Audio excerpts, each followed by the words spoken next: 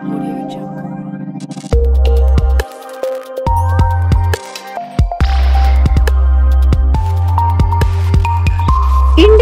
TV 9 news Maharashtra.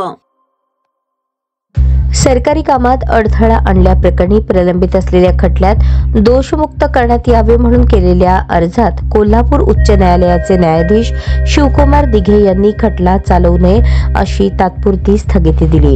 यात हकीकत अशी, दिनांक 20 जानेवारी 2015 रोजी रात्री 9च्या सुमारास मौजे तारापूर तालुका मोहोळ येथे तत्कालीन आमदार रमेश कदम यांनी बेकायदेशीर वाळू वाहतूक करणारा टिप्पर आणि जेसीबी पकडला होता।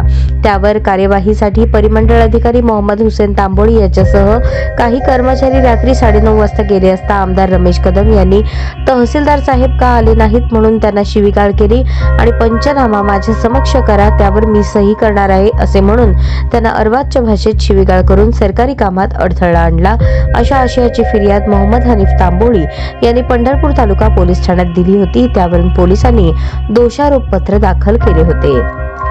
खटला हा पंढरपूर जिल्हा व सत्र न्यायालयात प्रलंबित असताना रमेश कदम यांनी दोषमुक्तीसाठी अर्ज दाखल केला होता। तो अर्ज न्यायालयाने फेटाळला होता।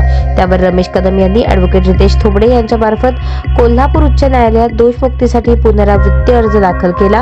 अर्जाच्या सुनावणीच्या वेळेस ॲडव्होकेट रितेश थोबडे यांनी केलेला युक्तिवाद ग्राह्य धरून पुढील तारखेपर्यंत सत्र न्यायालयाने खटला पुढे न चालवण्याचा आदेश पारित केला। यात माजी आमदार रमेश कदम यांच्यातर्फे ॲडव्होकेट रितेश थोबडे, ॲडव्होकेट विनोद सूर्यवंशी तर सरकारतर्फे ॲडव्होकेट PS राणे यांनी काम पाहिले।